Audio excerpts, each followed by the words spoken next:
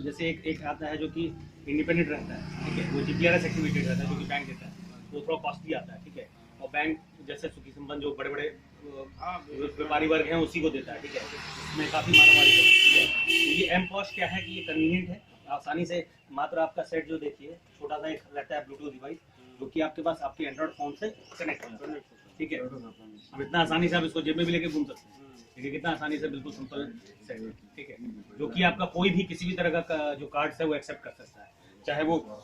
Master card हो, visa card हो, RuPay card हो, अमेरिकन एक्सप्रेस भी जो है वो सारे कार्ड्स एक्सेप्ट कर सकता है, ठीक है। इसमें दो तरह के कार्ड्स होते हैं, एक स्वैप बेस्ड कार्ड होता है जिसमें एक स्ट्रिप्स आता है और एक होता है इंसर्ट, तो चिप बेस्ड कार्ड हो गया। तो चिप बेस्ड कार्ड थोड़ा सिक्योर हो गया तो सारे बैंक चेंज करें, ठीक है। अब ये केवल आप ऐसा नहीं है कि केवल आपको पेमेंट ही एक्सेप्ट कर सकते हैं, जैसे ये तो कार्ड स्वैपिंग मशीन से होता गया है कि कोई भी आदमी आपके यहाँ आया तो हम लोग जैसे भी देख रहे हैं सरकार जो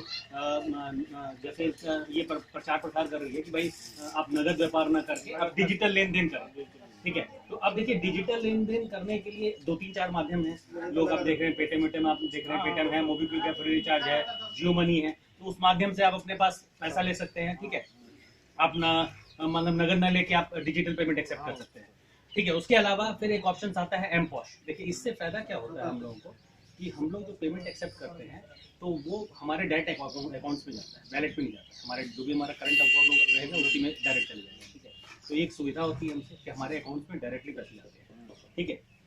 दूसरी सबसे बड़ी चीज़ क्या है कि ये केवल हम लोग पेमेंट एक्सेप्ट करने के लिए नहीं, बहुत सारी सेवाओं को देने के लिए भी हम लोगों ने इसमें बहुत सारी सर्विसेज भी ऐड की हैं,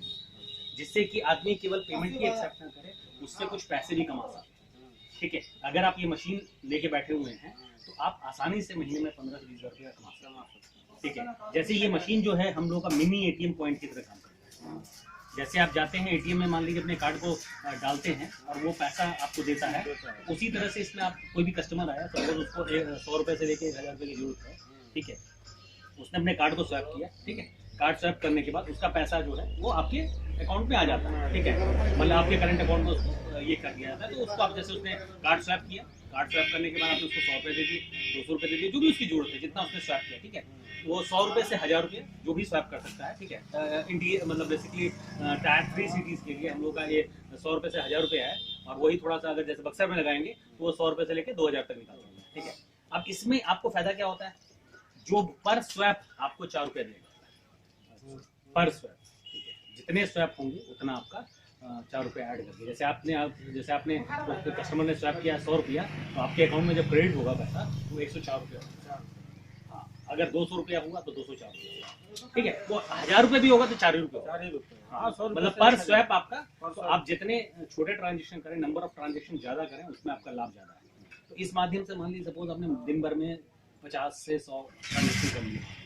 मैं देख रहा हूँ यहाँ पे थोड़ा सा दिक्कत है, बैंक नहीं है या एटीएम्स नहीं है कहीं, तो लोग कैसे पैसा निकालेंगे। अब इसके लिए लोग 10 रुपये खर्चा करके जाएंगे, जाके पैसा निकालने के लिए, तो निश्चित जो इस तरह की सेवाएं अगर होंगी तो वो बैंक में ना जाके या एटीएम वहाँ पे नहीं जाके वो आप ही के पास ये सेवा लेंगे। आप कुछ नहीं है, किसी में एक लड़का आपका है बाइक पे घूम के आसानी से इसको जेब में रख सकता है और वो मतलब सेवाएं दे सकता है, 50-100 कर देगा। अब एक माध्यम तो हो गया कि आपने एटीएम सर्विस के तौर पे आप एक्ट करके आसानी से दिन भर में 200 से 400 रुपया कमा सकते हैं, ठीक है। उसके अलावा मनी ट्रांसफर, हाँ जी, जैसे आप लोग अभी देखिए ग्राहक सेवा केंद्र हो या बैंक में भी जाइएगा, आप सपोज आपका बेटा आपका बाहर पढ़ रहा है, ठीक है, मान लीजिए दिल्ली में पढ़ रहे हैं, कहीं बाहर में कोई परिवार रह रहा है, अब उसको आपको पैसे भेजने हैं 5000 10,000 भेजने, ठीक है, आप जाइएगा आज के डेट में बैंक में, तो बैंक आपको पैसा कैश लेता नहीं है, अब कैश लेने में बहुत सारी समस्या आएगा, ठीक है, अगर हाँ प्लस अगर लेता भी है तो वो भी चार्जेस आपसे लेता है। आप जैसे SBI बैंक में जाएंगे, 10 रुपये वो भी ले रहा है, नहीं हाँ नहीं, 5000 रुपये 50 रुपया सही है, 5000 रुपये 50 रुपया, हाँ 5000 रुपये 50 रुपया और 10,000 रुपये 100 रुपया, ठीक है, पैसा लग रहा है उसमें। लेकिन आप जब SBI में जाएंगे तो SBI का ही आप पैसा जमा कर सकते हैं। अगर सपोज मान लीजिए आपके बच्चे बाहर पढ़ रहे हैं या कोई ये है, उसका अकाउंट एक्सिस बैंक या HDFC में है या ICICI में, तो यहाँ कहीं है ही नहीं, अब उसके लिए जाइए बक्सर जाके जमा कीजिए पैसे, ठीक है। लेकिन हम अगर ये सेवा अगर आप ले रहे हैं तो इसमें कोई बैंक में आप पैसा ट्रांसफर कर सकते हैं, किसी बैंक में पैसा ट्रांसफर कर सकते हैं, चाहे वो एक्सिस हो, कोई भी मतलब हमारे जो नेशनलाइज बैंक्स हैं उन किसी बैंक में हम पैसा ट्रांसफर कर सकते हैं, HDFC हो, ICICI हो, मतलब जिस अकाउंट में पैसा रहेगा आप दे सकते हैं। तो एक मनी ट्रांसफर की सेवा दे रहे हैं, हम आपसे 60 रुपया लेते हैं प्रति 10,000, मतलब बैंक से 40 रुपया सस्ता ले रहे हैं, ठीक है। तो ये हमारा चार्ज हो गया। अब उसके ऊपर आप 100 रुपया और एडिशनली ऐड कर सकते हैं, क्योंकि ये सेवाएं आप लोगों में दे रहे हैं, लोगों को दे रहे हैं, जो कि एज पर परमिटेड है। आपको परमिटेड है कि आप 1% और एक्स्ट्रा 0.6 बैंक ने लिया, आप 100 रुपये और एक्स्ट्रा ले सकते हैं। उस माध्यम से मान लीजिए दिन भर में आपने क्या किया, 4-5 ट्रांजेक्शन वो भी कर लिया आपने, तो आपका 400-500 रुपये उधर से भी आ गया, ठीक है। 200-300 रुपया मान लीजिए आपका ATM से आया, उसके बाद 300-400 रुपया आपका बैंक ट्रांसफर के माध्यम से। कुछ ऐसे केसेस होते हैं, जैसे मान लीजिए लड़का बाहर रह रहा है, वो अपने परिवार को यहाँ पैसा उसको भेजना है, ठीक है। मान लीजिए आप कहीं आप हैं, अब उसका बच्चा बाहर में रह रहा है, यहाँ पे उसको बच्चे भेजना है, तो आप आसानी से हम लोग इवन आप जो हमारे यहाँ आप किसी को भी बाहर का पैसा, वो हम लोग वैलिड पेमेंट भी एक्सेप्ट करते हैं। मोबीक्विक या रिचार्ज, फ्री रिचार्ज, दोनों से पेमेंट आ सकता है। तो मान लीजिए उसके आदमी ने हमारे उसमें पैसा डाल दिया और आप उस आदमी को यहाँ पे डायरेक्ट पैसा देंगे, ठीक है। वो सेवाएं मतलब वो आदमी इंटरनेट होता क्या, कभी कभी परेशानी क्या आती है, अब बच्चे को अपना कोई कहीं काम कर रहा है तो उसको अपना छोड़ छाड़ के जाना पड़ता है, जाके ये करके निकालना पड़ता है जाके। जब वो अभी अगर वो मोबाइल हैंडल कर रहा है कहीं भी और उसके पास एक एंड्रॉइड फोन है, तो वहाँ पे अपने ऑफिस में बैठे बैठे पैसा ट्रांसफर कर सकता है और उसके परिवार को यहाँ पैसा मिल जाता है, उसको अपने ऑफिस छोड़ने की जरूरत भी नहीं, ठीक है। अपना मतलब काम धाम छोड़ छाड़ के बैंक जाके ट्रांसफर करने की जरूरत नहीं, वो अपने ऑफिस से ही अपने वैलेट में पैसा डालेगा और यहाँ पे उसको पैसा मिल जाएगा, इनके जो परिवार है उनको। उसके अलावा जितने भी मोबाइल्स हैं सबको रिचार्ज कर सकते हैं,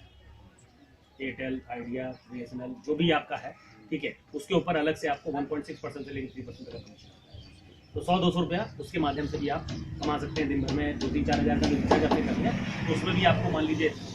4,000 का रिचार्ज किया तो मोटा मोटी आपको मान लीजिए 40-50 रुपया, 100 रुपया एवरेज उससे भी आता है। तो मोटा मोटी अगर मिला जुला के चलेंगे तो आराम से मिनिमम 500 रुपया आपका दिन का बनना चाहिए। अगर थोड़ा मेहनत करेंगे तो 100,000 रुपये तक भी बन सकता है, ठीक है। अब पैसे कितने लग रहे हैं, मात्र 7,000 रुपये आपका इस सेक्टर में लगेगा। और आपका आपके बैंक अकाउंट जो भी आपका करंट अकाउंट है, अगर सेविंग अकाउंट देखिए, आखिर मान लीजिए आप एक व्यवसाय कर रहे हैं, चालू करने के लिए हम सेविंग से चालू कर देंगे, लेकिन आप उसका लाभ नहीं ले सकते।